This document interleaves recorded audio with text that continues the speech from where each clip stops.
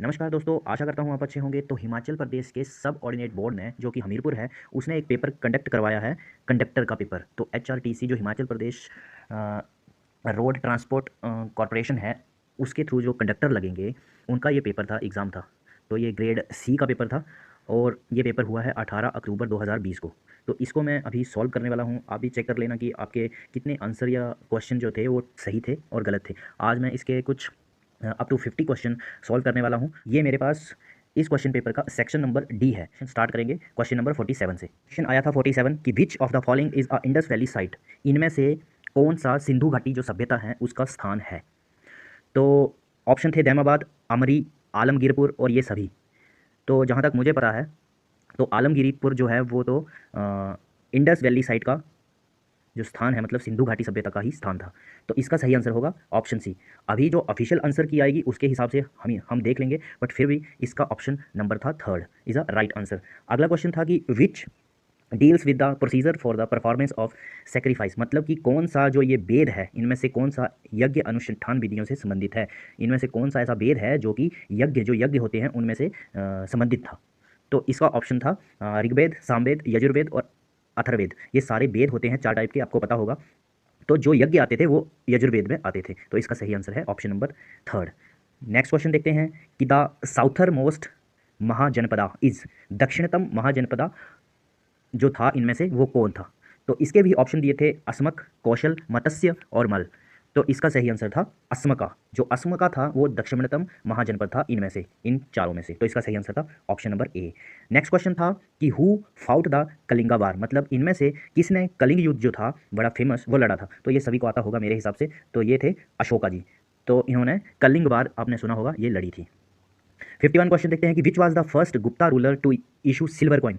कौन सा ऐसा गुप्त शासक था जिसने चांदी के सिक्के सबसे पहले चलाए थे। ऑप्शन थे चंद्रगुप्त प्रथम, समुद्रगुप्त, चंद्रगुप्त द्वितीय और कुमारगुप्त। तो इसका सही आंसर था चंद्रगुप्त द्वितीय। तो आपको पता होगा, I think option number C is the right answer था, जिसने सिल्वर कॉइन चलाए थे। नेक्स्ट क्वेश्चन था which of the following was written by Harshvardhan. तो जो हर्षवर्धन थे उनके द्वारा इनमें से कौन सी ऐसी पुस्तक थी या कौन सा ऐसा ये श्लोक थे जो लिखे गए थे। तो नागानंद, रत्नावली, प्रियदर्शिका या ये सभी।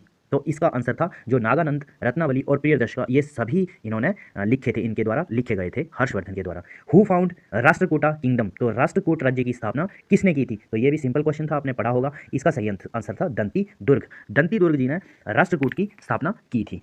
तो ये कब की थी, 752 एडी में। नेक्स्ट क्वेश्चन देखते हैं in which year Mohammad Ghaznavi plundered Somnath temple. जो सोमनाथ मंदिर था बहुत प्रसिद्ध, गुजरात में है ये। तो ये महमूद गजनवी जो थे इन्होंने किस वर्ष इसको लूटा था। तो इसका सही आंसर है ऑप्शन नंबर डी, 1025 ईसा पूर्व में, मतलब एडी में। तो इसका भी आपको आंसर आई थिंक सभी को आता होगा। तो नेक्स्ट क्वेश्चन देखते हैं कि who is called the father of tomb building. मतलब कि मकबरे निर्माण का जनक किसे कहा जाता था या किसे कहा जाता है। तो ऑप्शन थे इल्तुतमिश, फिरोज शाह तुगलक, इब्राहिम लोदी और बलबन। तो इसका जो सही आंसर था इल्तुतमिश। तो इल्तुतमिश को कहा जाता था मकबरे के निर्माण का जनक। मतलब जो टॉम्ब बनाने की योजना थी या टॉम्ब जैसे जो मंदिर या मकबरे बनाए जाते थे वो सबसे पहले इल्तुतमिश ने बनवाना शुरू किए थे। इसको ही फादर ऑफ टॉम्ब बिल्डिंग कहा जाता है। 56 क्वेश्चन आया था कि मार्क पोलो जो थे एक ट्रैवलर हैं, आपको पता है, आपने हिस्ट्री पढ़ी होगी, तो वो कहाँ से संबंधित थे। तो ऑप्शन थे इटली, चाइना, मोरक्को और रशिया। तो मुझे इसका आंसर जब मैंने पढ़ा तो ये मुझे ऑप्शन कहीं नहीं दिखाई दिया, जो वियतनाम था। तो जो मोरक्को पोलो थे वो बेसिकली जो थे वो वियतनाम से थे। तो यहाँ पर तो कोई देश नहीं है, तो इसका आंसर जो था वो वियतनाम था। तो आप याद रख लेना वियतनाम। और इसका आपको, मुझे लगता है ऑफिशियली आंसर की से आपको एक नंबर मिलने वाला है, जो भी इसका नंबर होगा। तो who is regarded as the founder of modern Vaishnava sect of Bengal. मतलब कि जो बंगाल के आधुनिक वैष्णव संप्रदाय का जनक माना जाता है वो इनमें से कौन थे। तो ऑप्शन थे नामदेव, तुकाराम, बल्वाचार्य और लास्ट ऑप्शन था चैतन्य। तो यही सही है, चैतन्य जो महाप्रभु थे, आपने इनको देखा होगा, उन्होंने ही जो modern Vaishnava sect of Bengal, इनको ही जनक माना जाता है, चैतन्य महाप्रभु जी को। नेक्स्ट क्वेश्चन था कि हु बिल्ट द फेमस बुलंद दरवाजा एट फतेहपुर। तो ये आपको, मुझे लगता है सभी को पता होगा कि फतेहपुर में जो बुलंद दरवाजा है, कितना बड़ा दरवाजा है, वो जो बनाया था वो किसने उसका निर्माण करवाया था। तो इसका सही आंसर है अकबर। अकबर जी ने इस बुलंद दरवाजे का निर्माण करवाया था। तो इसका सही आंसर था ऑप्शन नंबर सी। तो the battle of Buxar took place in which year. ये तो आपको सभी को पता होगा कि बक्सर की लड़ाई कब लड़ी गई थी, 1764 ईस्वी पूर्व में। अगला क्वेश्चन था कि the mother of Shivaji was, ये एक सिंपल सा क्वेश्चन पेपर था, इतना ज़्यादा टफ नहीं बोल सकते हैं, पर जो पढ़ते हैं उनके लिए इजी था, वो जो नहीं पढ़ते थे या ऐसे ही पेपर देने गए थे उनके लिए तो थोड़ा टफ हो सकता है, बट फिर भी अगर कोई नहीं भी पढ़ के जाता तो भी ये 80 to 90 क्वेश्चन इसमें से मैंने जब देखा इस पेपर को तो वो करके आ सकता था, बट जो पढ़ा लिखा होगा थोड़ा वो 100+ या 120 के आसपास इस क्वेश्चन पेपर को सॉल्व करके आया होगा। तो अगला क्वेश्चन देखते हैं कि शिवाजी जी की जो माता जी थी उनका नाम क्या था। तो इसका सही आंसर है, आपको सभी को पता होगा, जीजाबाई, जो उनकी शिवाजी जी की माता थी। अब पूछा था नेक्स्ट क्वेश्चन कि लक्ष्मी जो भाई थी, रानी लक्ष्मी भाई, उनका जो उपनाम था वो क्या था, उनको और किस नाम से पुकारा जाता था, उपनाम था। तो इनका जो पूरा नाम था वो था मणिकर्णिका तांबे। तो कर्णिका तांबे था इनका नाम, और इनको जो शॉर्ट नेम था इनको मनु बुलाया करते थे। तो इसका सही आंसर था ऑप्शन नंबर सी 61 का। 62 था कि विडो रीमैरिज जो थी act was enacted in which year, जो विधवा पुनर्विवाह विवाह अधिनियम था वो किस वर्ष लागू किया गया था। तो आपको पता होगा जो 1856 में इसको लागू किया था, 26 जुलाई 1856 में इसको ड्राफ्ट किया था डलहौजी ने और पास किया था कैनिंग ने। तो ये बहुत इंपॉर्टेंट है ये टॉपिक, इसमें से एक क्वेश्चन तो बनता ही है हिस्ट्री का। नेक्स्ट क्वेश्चन था कि the first governor general of free India was, इसने भारतीय गवर्नर जनरल नहीं पूछा है, इसने पूछा है सिंपल कि the first governor general of free India was, मतलब जब स्वतंत्र हमारा देश हुआ था उस समय पर जो हमारे प्रथम गवर्नर जनरल थे वो कौन थे। तो ये आपको आई थिंक सभी को आता होगा। ऑप्शन थे विलियम बेंटिक, कैनिंग, माउंटबेटन, राजा गोपालचारी। तो जो फर्स्ट गवर्नर जनरल थे जब हमारा देश आज़ाद हुआ था तब थे Lord Mountbatten, but Indian first governor general पूछता तो सी राजा गोपालचारी होता, बट इसका आंसर है इस टाइम पे option number C. Indian reform associations जिसको बोलते हैं IRA वाज फाउंडेड बाय, मतलब जो भारतीय सुधार संगठन था उसकी स्थापना किसने की थी। तो इसका भी मुझे लगता है आई थिंक सभी को आंसर आता होगा, क्योंकि ये की थी केशवचंद्र सेन जी ने, और इसकी स्थापना हुई थी 29 अक्टूबर 1870 ईस्वी में। तो आपको आई थिंक ये क्वेश्चन भी आता होगा, इजी क्वेश्चन था। Which of the following is a famous exponent of Kathak, मतलब इनमें से कौन ऐसे फेमस हैं जो कथक में बहुत प्रसिद्ध थे। तो ऑप्शन था सितारा देवी, लक्ष्मी नारायण शास्त्री जी, रीटा देवी और निर्मला मेहता। तो इसका सही आंसर था सितारा देवी जी थी, जो इससे कथक से रिलेट करती थी, मतलब कथक एक डांस फॉर्म होती है उसमें वो फेमस थी। तो ग्लोरियस रेवोल्यूशंस ऑफ इंग्लैंड ये हुआ था 1688 में। तो किस शासक की नीतियों के खिलाफ इंग्लैंड की जो गौरवपूर्ण क्रांति थी वो प्रारंभ हुई थी। तो ये ऑप्शन था किंग्स जेम्स सेकंड, हिटलर और मुसोलिनी और नन ऑफ द एबव। तो इसका सही आंसर था option A king James second. तो which is at the centre of our solar system, simple question था, सबसे इजी क्वेश्चन, कौन हमारे सौर मंडल के मध्य में है। तो पहले जो दौर था जब कॉपरनिकस का टाइम नहीं था तो उससे पहले तो हम पृथ्वी जो हमारी अर्थ है उसको हम centre of the solar system मानते थे, बट जब कॉपरनिकस ने बताया कि हमारी जो पृथ्वी है वो centre of the our solar system नहीं है, जबकि हमारा जो सन है वो है the centre of our solar system is sun. तो इसका सही आंसर था सूर्य, मतलब सन। तो नेक्स्ट क्वेश्चन था कि which is also known as fossil planet, मतलब एक जीवाश्म बोलते हैं जिसको, ग्रह, वो इनमें से कौन सा है। तो ऑप्शन थे मून, प्लूटो, यूरेनस, टाइटन। तो इसका सही आंसर था चंद्र ग्रह, जो मून है उसको ही हम फॉसिल प्लैनेट मानते हैं या कहते हैं। समर सोलेस्टिक्स होता है वो कब होता है, तो ये समर के आसपास ही होगा, तो 21 जून को ये समर सोलेस्टिक होता है। तो इसका सही आंसर था ऑप्शन नंबर डी 21। अगला क्वेश्चन था कि which atmospheric layer plays role in radio communication. Simple question था कि वायुमंडल की ऐसी परत है जिसमें हम रेडियो संचार, जो रेडियो की तरंगे हैं उनको मतलब हम कैच करते हैं या वो तरंगे पाई जाती हैं। तो रेडियो से आपको आयनमंडल याद होगा, ट्रोपोस्फेयर जो हमारी सबसे नीचे वाली होती है, फिर स्ट्रेटोस्फेयर उससे ऊपर वाली होती है, मेसोस्फेयर सेंटर की होती है, आयनमंडल सबसे लास्ट 4th नंबर की होती है, और एक होती है लास्ट में जो एक्सोस्फेयर होती है, बाह्यमंडल, मतलब सबसे अंत का जहाँ पर तारे वगैरह पाए जाते हैं। तो नेक्स्ट क्वेश्चन था, इसका सही आंसर था आयनमंडल, मतलब ionosphere. Which is not a green house gas, ये क्वेश्चन मुझे लगता है हर एग्जाम में पूछा जाता है, चाहे सी ग्रेड का एग्जाम हो या डी का हो या ए का हो या बी का हो, ये क्वेश्चन बहुत इंपॉर्टेंट है, ग्रीन हाउस इफेक्ट या ग्रीन हाउस गैसेस में से। तो इसमें पूछा था कि इनमें से कौन सी ऐसी गैस है जो ग्रीन हाउस गैस नहीं है। तो एक तो होती है कार्बन डाइऑक्साइड, क्लोरोफिल, मीथेन, सबसे इंपॉर्टेंट होती है कार्बन डाइऑक्साइड। तो इसमें से पूछा था कि कौन नहीं है, तो कार्बन मोनोऑक्साइड जो होती है वो नहीं होती है ग्रीन हाउस गैस। सही आंसर था option number A. Next question था कि जो टोर्नेडो था, एक टोर्नेडो एक तूफान होता है, एक बड़ा खतरनाक, बड़ा गंभीर तूफान होता है, बड़ी तबाही करता है, हर साल आता है और ये आता है USA में। तो इसका सही आंसर था ऑप्शन नंबर डी। वैसे हर कंट्री में ये तूफ़ान आते हैं, जैसे कि जो सी के नज़दीक हैं उनमें ज़्यादा तूफ़ान आते हैं। तो इंडियन ओशंस में भी आता है वो हमारा, जिसको हम बोलते हैं साइक्लोन, हम अपनी भाषा में तूफ़ान ही बोलते हैं उसको, साइक्लोन। और ये टोर्नेडो जो है वो यूएसए में आता है। ह्यूमिडिटी, ये क्वेश्चन भी पता नहीं हज़ारों बार आया होगा, हज़ारों पेपरों में।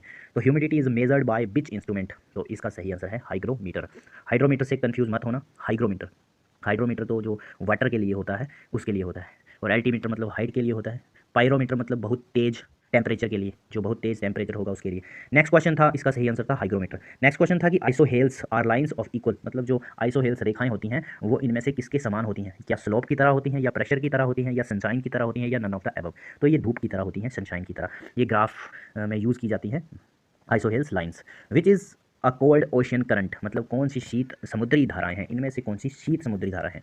तो इसका सही आंसर था नन ऑफ दीज, मतलब इनमें से कोई भी नहीं है जो एक समुद्री धाराएं थी, मतलब एक ठंडी समुद्री धाराएं थी। आगे 76, सुंडा स्ट्रेट, जो सुंडा जल ढमरू है या गर्त बोल सकते हैं जिसको, वो कनेक्ट करता है इंडियन ओशन को किसके साथ? इनमें से क्वेश्चन था कि जो हिंद महासागर है, हिंद महासागर में एक सुंडा जल डमरू है, उसके सेंटर में आता है, वो किसको कनेक्ट करता है? एक समुद्र है जिसको वो कनेक्ट करता है हिंद महासागर के साथ। तो ऑप्शन थे चीनी समुद्र, चाइना का जो समुद्र है, जावा सी, और बे ऑफ बंगाल, बंगाल की खाड़ी, और ब्लैक सी, काला समुद्र। तो इसका सही आंसर था जावा सी। तो सुंडा स्ट्रेट जो है वो कनेक्ट करता है इंडियन ओशन को जावा सी से, और जावा सी को ही हम पैसिफिक ओशंस भी बोलते हैं, ये भी आप याद रखें। तो विक्टोरिया लेक की बात करते हैं कि विक्टोरिया लेक जो है वो कौन से कंटिनेंट में लोकेटेड है? तो इसका सही आंसर था Africa. Option number third is a right answer. ये क्वेश्चन भी काफ़ी टाइम पूछा जाता है। राउरकेला, मतलब इसमें आपको इसकी हिस्ट्री पढ़नी होगी थोड़ी सी, या इसके फाउंडर पढ़ने होंगे, या ये इंडस्ट्री किस चीज़ के लिए काम करती है, ये सब कुछ आपको ये बहुत फेमस जो प्लांट है, इंडस्ट्री है, बहुत फेमस है। तो Rourkela is famous for which industry in India? तो ऑप्शन थे डेयरी उद्योग में, कटलरी में, या लौह इस्पात में, और या सिगार में। तो इसका सही आंसर था, आपको पता होगा, जो सेल कंपनी है वो भी राउरकेला से रिलेटेड है। नेक्स्ट क्वेश्चन देखते हैं कि Persia was the old name of which country? तो किस देश का नाम, जो पुराना नाम था वो पर्सिया था? तो ऑप्शन थे ईरान, इराक, जापान और श्रीलंका। तो इसका सही आंसर था ईरान। तो पर्सिया जो पुराना नाम था ईरान का था। नेक्स्ट क्वेश्चन था कि north south extent of India is, तो भारत की जो उत्तर से दक्षिण की दूरी है वो कितनी है? तो इसका सही आंसर था 3214 किलोमीटर, और जो 2933 किलोमीटर है वो ईस्ट टू वेस्ट है। और ये जो दी गई है लास्ट में 7516 किलोमीटर, ये कोस्टल एरिया जो है, जो समुद्र के साथ भारत की सीमा लगती है, वो है 7516 किलोमीटर। नेक्स्ट क्वेश्चन देखते हैं कि बुर्जिल पास, बड़ा इजी क्वेश्चन दे दिया था कि बुर्जिल दर्रा कहाँ पर है। तो ऑप्शन थे जम्मू कश्मीर, दमन एंड द्वीप, गोवा, मिजोरम। अब गोवा में कहाँ से पास आ गया? तो इसका सही आंसर था JNK। तो ये श्रीनगर में है वैसे तो, और 4100 मीटर ऊंचाई के ऊपर है सबसे पहले। और दूसरी बात ये कि ये हिमालय रेंज के मतलब हिमालय रेंज के बीच में आता है, और ये श्रीनगर और गिलगिट में है, स्थित है। तो बुर्जिल पास जो है जम्मू और कश्मीर यूनियन टेरेटरी में है। अब जम्मू कश्मीर तो अलग से बन गया है, और लद्दाख अलग से यूनियन टेरेटरी बन गया है। तो महाभारत रेंज अब श्रृंखला जो है वो किस कंट्री में स्थित है? इसका भी आई थिंक सभी को आंसर आता होगा। तो ऑप्शन है ए इंडिया, चाइना, नेपाल और भूटान। तो इसका सही आंसर है नेपाल। मैं आपको एक क्वेश्चन पूछता हूँ आज का कि एवरेस्ट जो है, माउंट एवरेस्ट, वो किस देश में स्थित है? तो ऑप्शन आपके यही हैं कि चाइना, नेपाल, भारत और भूटान। तो आपको एक सही आंसर बताना है कमेंट बॉक्स में। नेक्स्ट क्वेश्चन था कि जावड़ी पहाड़ियाँ, जो जावड़ी हिल्स हैं, वो are the part of which of the following, मतलब कि जावड़ी पहाड़ियाँ निम्नलिखित में से किसका भाग हैं? यहाँ पर घाट दिए थे, मतलब रेंज दी थी और घाट दिए थे। तो ऑप्शन था, ये थोड़ा सा टफ क्वेश्चन था, ऑप्शन था पश्चिमी घाट, पूर्वी घाट, विंध्य श्रृंखला और सतपुड़ा श्रृंखला। तो इसका सही आंसर था पूर्वी घाट, जो ईस्टर्न घाट है उसमें जावड़ी पहाड़ियाँ पाई जाती हैं। तो option B is a right answer. अभी ऑफिशियल आंसर की आएगी उसके हिसाब से देख लेंगे, बट इसका सही आंसर तो यही था, पूर्वी घाट। नेक्स्ट क्वेश्चन था 84 कि जो वेस्ट की तरफ, मतलब पश्चिम की तरफ जो नदी बहती थी इनमें से वो कौन सी थी? तो नर्मदा, कृष्णा, गोदावरी, महानदी। तो इसका सही आंसर था कि जो वेस्ट की तरफ, मतलब जो गुजरात, महाराष्ट्र, जो मुंबई का जो समुद्र है उस साइड के लिए वो नर्मदा नदी आती है, वहाँ से आपको पता होगा, वहाँ को बह जाती है वो। तो ये बाकी जो कृष्णा, गोदावरी, महानदी, ये जो है वो नीचे नीचे वाली साइड में, बंगाल की खाड़ी की साइड गिरती हैं सारी। नेक्स्ट क्वेश्चन था कि which Indian state has highest private forest in the country? अब मुझे लगता है कई लोगों ने जब ये इसका आंसर लगाया होगा तो वो कंफ्यूज हो गए होंगे कि ये प्राइवेट फॉरेस्ट कहाँ से आ गया। तो प्राइवेट फॉरेस्ट जो सर्वाधिक निजी वन है किस राज्य में पाए जाते हैं इंडिया के? तो ऑप्शन था उड़ीसा, गुजरात, राजस्थान, असम। मुझे इस क्वेश्चन का आंसर नहीं मिला है, अगर आपको आता है तो आप कमेंट कर सकते हैं 85 का, कि किस राज्य में देश के सर्वाधिक निजी वन पाए जाते हैं। वैसे तो जो वन है वो मध्य प्रदेश में पाए जाते हैं सबसे ज़्यादा, बट यहाँ पर निजी वन पूछा है तो मुझे इसका आंसर नहीं मिला, आप बता सकते हैं। नेक्स्ट क्वेश्चन था कि which is not a plant plantations crop, मतलब कि कौन सी ऐसी फसल है जो बागानी नहीं है। तो टी, ये तो बाग बगीचे होते हैं, कॉफ़ी के भी बाग बगीचे होते हैं, टबैको के भी बाग बगीचे में लगाई जाती हैं, बट शुगर केन जो है वो बागानी फसल नहीं है। तो इसका सही आंसर था option number D. Next question था कि जो जामनगर है ऑयल रिफाइनरी वो कहाँ पर लोकेटेड है इंडिया के स्टेट में। अब आई थिंक ये भी सभी को पता होगा कि जामनगर ऑयल रिफाइनरी कहाँ पर स्थित है। ऑप्शन था गुजरात, कर्नाटका, केरल, पश्चिमी बंगाल। थोड़ा सा भी पढ़ा होगा तो उसको पता होगा, क्योंकि इसका सही आंसर था गुजरात। अब जामनगर जो है वो गुजरात में है। तो Vivek express connected Dibrugarh with which of the following, मतलब जो डिब्रूगढ़ है ऊपर ईस्टर्न की साइड पे, जो हमारे नॉर्थ ईस्टर्न के सारे स्टेट हैं, सेवन सिस्टर्स, वहाँ पर जो डिब्रूगढ़ है ऊपर असम है, वहाँ से लेके विवेक एक्सप्रेस चलती है, वो कनेक्ट किसको करती है, तो ये करती है कन्याकुमारी को, नीचे सबसे नीचे। तो नई दिल्ली, मुंबई, कोलकाता, तो इसका सही आंसर था कन्याकुमारी। नेक्स्ट क्वेश्चन है कि हेडक्वार्टर पूछा था नॉर्थन ईस्टर्न रेलवे का, कि निम्नलिखित में से किस स्थान पर उत्तर पूर्वी रेलवे का मुख्यालय स्थित है। उत्तर पूर्वी, तो ऑप्शन था इलाहाबाद, भुवनेश्वर, गोरखपुर, जयपुर। तो दो तीन ऑप्शन तो मिलते जुलते थे, थोड़े पास पास के थे, बट आई थिंक सभी को आता होगा इसका आंसर। उत्तर पूर्वी रेलवे का मुख्यालय जो हेडक्वार्टर था वो यूपी के गोरखपुर में है। नेक्स्ट क्वेश्चन था कि which is the main source of transport of the trade item in India. Bharat में व्यापार वस्तुओं के परिवहन का मुख्य स्रोत क्या है। तो इस क्वेश्चन का आंसर भी थोड़ा कंफ्यूज भरा है कि हवाई परिवहन है, कि सतह परिवहन है, कि समुद्री परिवहन है, या दोनों हैं। तो ये तीनों ही हैं। हम जो हमारे भारत में व्यापार होता है वो एयर ट्रांसपोर्ट से भी होता है, जो मेरी टाइम होती है ट्रांसपोर्ट वो समुद्री जहाज़ वहाँ से भी होता है, और जो रोड ट्रांसपोर्ट है, मतलब कि एक सरफेस ट्रांसपोर्ट है, वहाँ से भी होता है। तो इसका भी अगर आपको क्वेश्चन का आंसर आता है तो भी आप कमेंट में कमेंट कर सकते हैं, क्योंकि मुझे तो ये तीनों लग रहे थे। नेक्स्ट क्वेश्चन था कि टाइडल पोर्ट, इनमें से जो टाइडल पोर्ट है ज्वारीय बंदरगाह, सबसे इजी क्वेश्चन था ये भी इन ऑप्शनों में से अगर टिक करना होता तो, क्योंकि बाकी के कोई भी नहीं है ज्वारीय बंदरगाह, एक कांडला को छोड़ के। तो Kandla is a right answer, Kandla is a tidal port. Next question था कि project elephant was launch in which year. तो जो हाथी परियोजना थी प्रोजेक्ट एलिफेंट, वो कब स्टार्ट की गई थी। तो ये स्टार्ट की गई थी 1992 में। सही आंसर है option number C. Which was the chairman of draft committee of Indian constitution. ये भी सिंपल क्वेश्चन था, एक मतलब फ्री का नंबर था। भारतीय संविधान की प्रारूप समिति के अध्यक्ष कौन थे। तो ये ऑप्शन था सरदार पटेल जी, JL नेहरू जी, डॉक्टर भीमराव अंबेडकर जी, और डॉक्टर राजेंद्र प्रसाद जी। इसका सही आंसर था डॉक्टर भीमराव अंबेडकर। ये थे ड्राफ्ट कमेटी के अध्यक्ष, जो बोलते हैं जिसको चेयरमैन। अब नेक्स्ट क्वेश्चन था, ये भी इजी क्वेश्चन था पॉलिटी में से। Which part of Indian constitution deals with amendment of constitution. भारतीय संविधान का कौन सा भाग संविधान संशोधन में संबंधित है। इसका सही आंसर था भाग 20। तो भाग 20 जो है वो संविधान संशोधन से संबंधित है, और संविधान संशोधन का आर्टिकल है आर्टिकल 368, ये भी आप याद रख लें। नेक्स्ट क्वेश्चन पूछा गया था कि किस वर्ष बॉम्बे का गुजरात और महाराष्ट्र में द्विविभाजन हुआ था। जो बॉम्बे था वो एक पूरा था, मतलब महाराष्ट्र और गुजरात जो टोटल था वो एक बॉम्बे शहर था। उसके बाद जो इसका द्विविभाजन हो गया, जिससे ये गुजरात बना और एक बना महाराष्ट्र। तो ये कब बना, तो ये बना था 1 मई 1960 को। तो इसका सही आंसर था 1960। तो 1 मई 1960 को बॉम्बे से जो द्विविभाजन होकर गुजरात और महाराष्ट्र बने थे। नेक्स्ट क्वेश्चन पूछा गया था कि which is not a fundamental right. इनमें से कौन फंडामेंटल राइट नहीं है। तो देख लीजिए, ये भी कितना सिंपल क्वेश्चन था। ऑप्शन थे कि right to property, right to freedom, right to equality, right against exploitation. तो इसका सही आंसर था राइट टू प्रॉपर्टी। अब राइट टू प्रॉपर्टी जो है मौलिक अधिकार से निकाल के इसको आर्टिकल 300A में डाल दिया है, और ये एक लीगल राइट बन गया है। 97 क्वेश्चन पूछा गया था कि minimum age required to become the president of India. तो ये भी मुझे लगता है सबसे ईजी क्वेश्चन था। ऑप्शन थे 25 ईयर्स, 30 ईयर्स, 35 ईयर्स, 45 ईयर्स। तो सही आंसर था 35 वर्ष। कम से कम 35 वर्ष होनी चाहिए प्रेसिडेंट ऑफ इंडिया बनने के लिए। और जो प्रधानमंत्री होते हैं उनको बनने के लिए 25 ईयर होती है, उपराष्ट्रपति बनने के लिए 30 ईयर होती है, गवर्नर बनने के लिए भी 30 ईयर होती है, राज्यसभा का अध्यक्ष बनने के लिए 30 ईयर्स होती है, बट लोकसभा का अध्यक्ष बनने के लिए 25 ईयर होती है, क्योंकि लोकसभा से ही चुने जाते हैं प्रधानमंत्री, इसीलिए प्रधानमंत्री की भी 25 ईयर ही होती है। आगे नेक्स्ट क्वेश्चन था कि हु अपॉइंट्स द जज ऑफ हाई कोर्ट। अब उच्च न्यायालय के न्यायाधीशों की नियुक्ति कौन करता है, ये क्वेश्चन पूछा गया था। ऑप्शन थे president, governor, chief justice of India. सही आंसर था राष्ट्रपति जी। राष्ट्रपति जी ही चूज़ करते हैं जो जज होंगे, वो हाई कोर्ट के हों या सुप्रीम कोर्ट के हों, वो गवर्नर को भी वो राष्ट्रपति ही चूज़ करते हैं।